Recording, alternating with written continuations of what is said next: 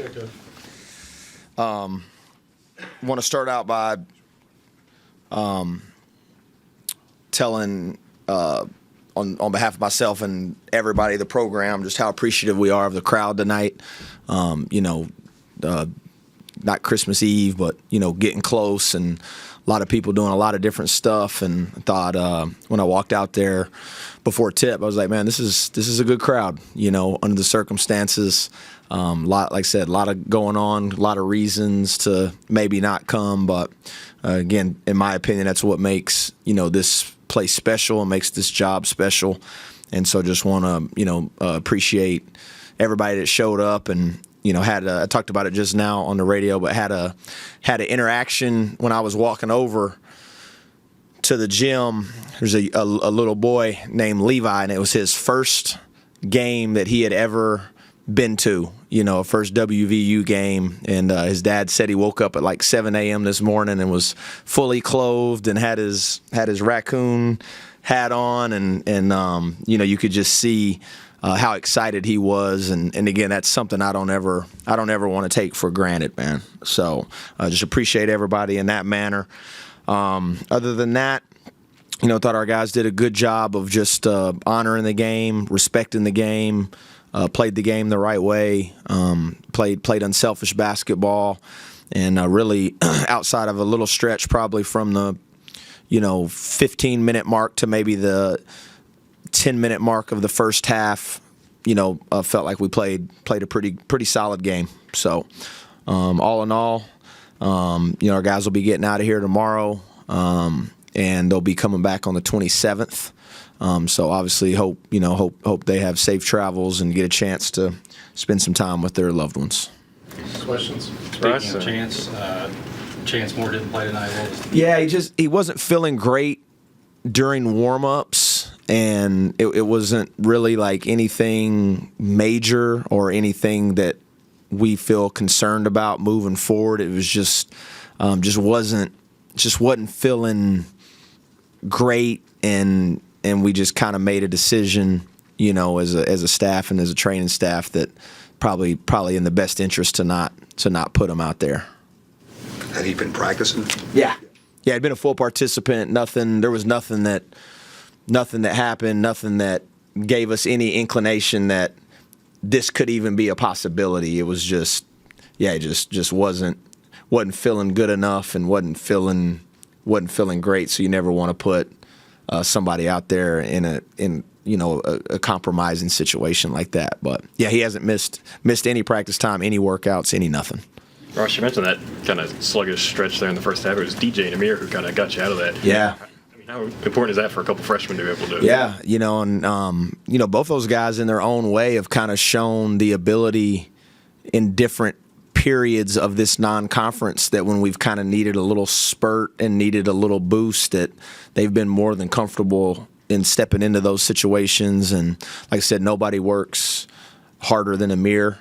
And so to see him kind of step into a couple threes with some confidence, and their defensive presence, and DJ's such a skilled player. He's such a good passer, and I thought he did a really good job in the middle of the zone, because when you get it to the middle, they kind of fan out and man up in the zone, and he was able to exploit that, and go get some buckets, made a big three. So yeah, it was awesome to see for those guys. And then good that the freshmen kind of get you to halftime, and then the older guys take over in the second. Yeah, thought our start to the half was second half was really good, and Trayson was aggressive and got some shots to go on that stretch and did a really good job rebounding the ball. And I think that first 4-minute game, I think we won it 11-1, and that's something that we always talk about, is wanting to start the second half well, and thought our guys did a good job of that.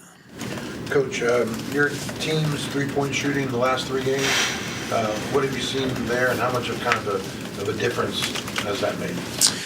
Yeah, I think again, our guys put a lot of work in. They put a lot of time in. I think some of it's just probably getting a little more comfortable with everything that's going on, and really understanding where the shots that, as a group, where we want them to come from and where we're comfortable with them coming from. And the confidence to step into it, knowing that this is the shot I should shoot and this is the shot the coach wants me to shoot, and whether I make it or miss it, this is a good shot for us. And so I think it's a combination of the work that they put in and then just becoming more comfortable with knowing exactly what the shots I want them to shoot, make or miss.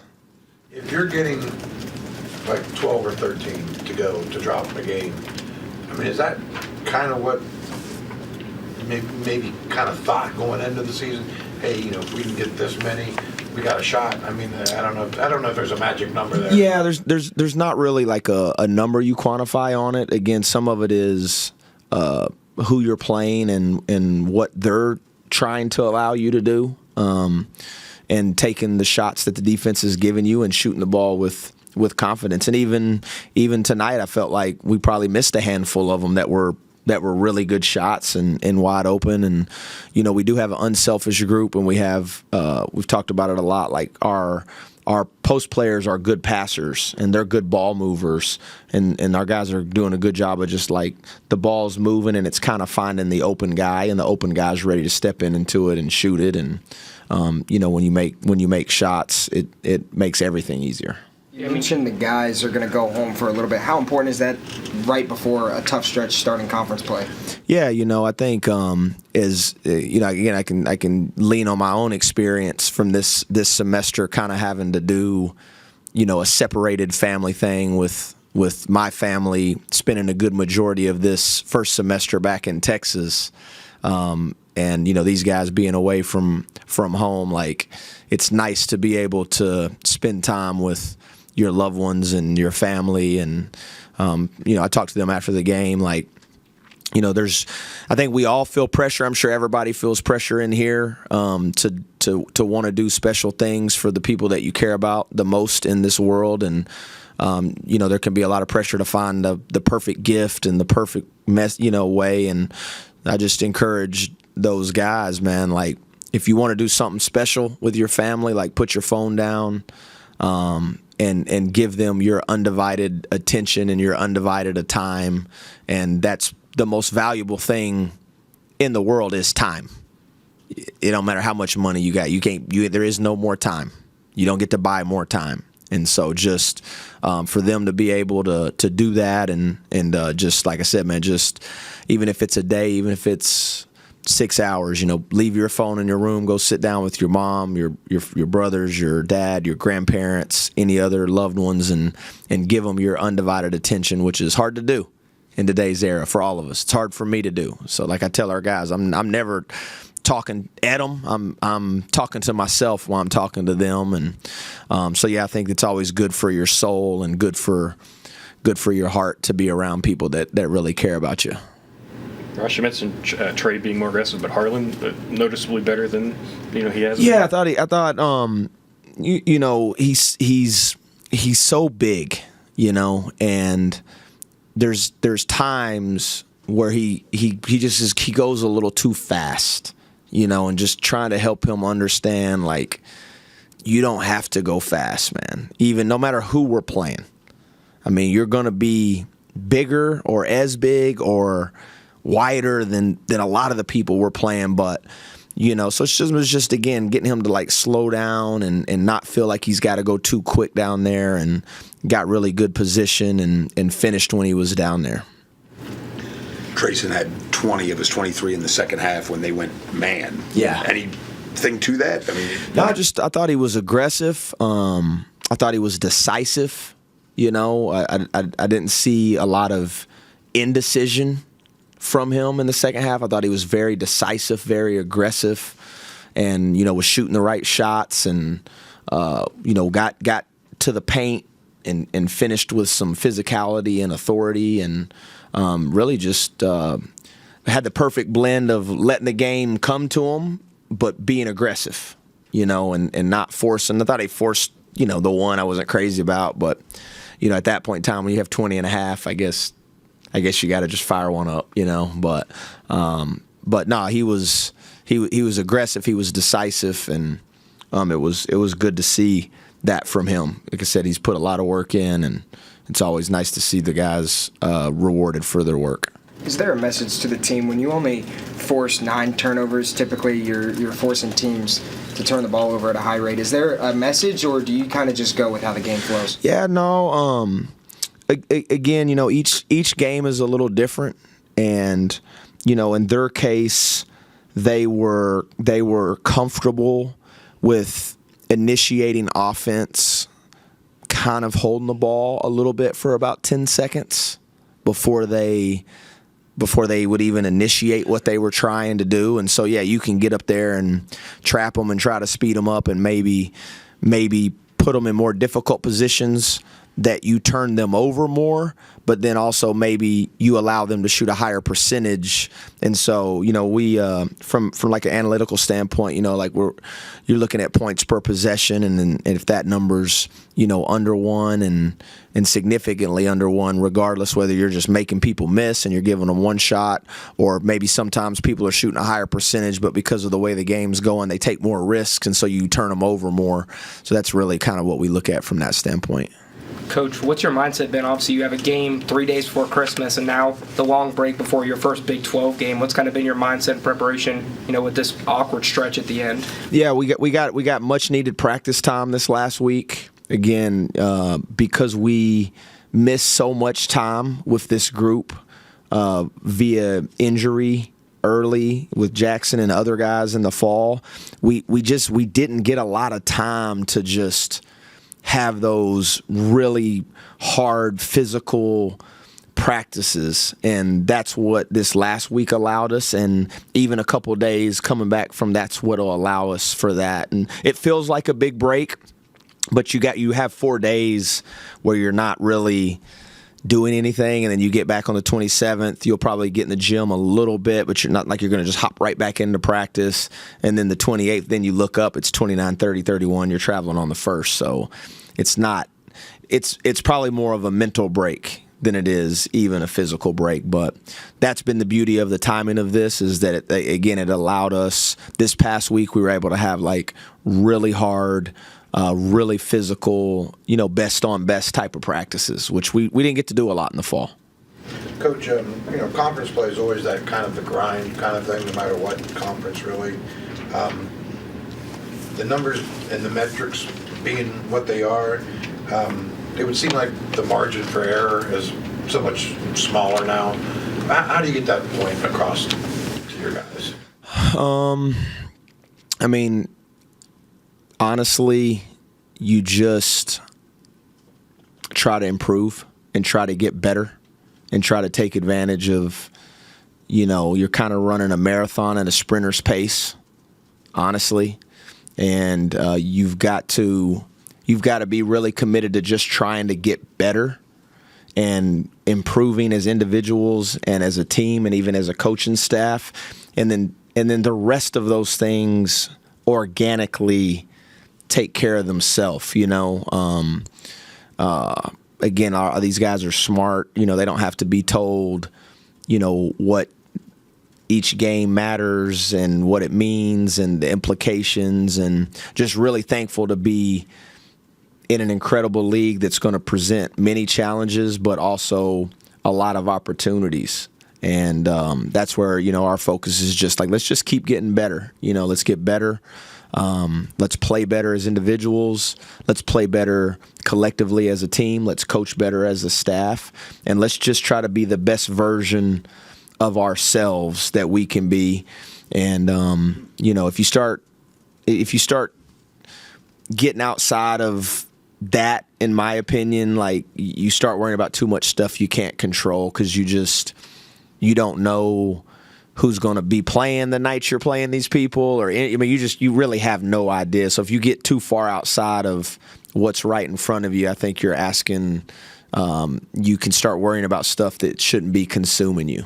What makes you most curious about the Big 12? Like, what do you anticipate the most about playing and coaching in the Big 12? What do I anticipate the most?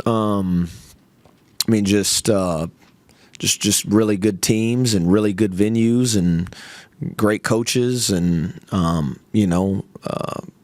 incredible challenges every night from everybody, and so that's what I would anticipate. It's not I wouldn't know if I'd classify it as like curious. You know what I mean? Because I feel like I although I haven't done it, you know what I mean? I've seen it, I've watched it, and you don't have to be, Albert Einstein to realize that it's some of the best teams in the country, some of the best coaches, and some of the best venues. So, there's an excitement to it, obviously, and an appreciation as well. Ross, when they cut it to 1 there, Jasper to 3 at the very end of the shot clock, that felt like a pretty big shot at the time. Just how was that for, momentum or, just keeping them? Yeah, I mean, again, with teams like, Mississippi Valley State and some of these guys, like it really is hard to, as much as we judge everything on wins and losses, it really is hard to judge a team like this just solely on their record, because we talked about it before, and then you look at their schedule, and like one stretch they played at Murray, Kentucky on a Friday, and then they played at Hawaii on a Tuesday, and then they came back and played in Utah, and then I think they went to Arkansas, and it's like, I don't know how many people would be 4-0 if they had to play in Murray, Kentucky on a Friday, and then they had to fly to Hawaii and play. So, a lot of times with teams like, you just don't want to give them hope, and to your point,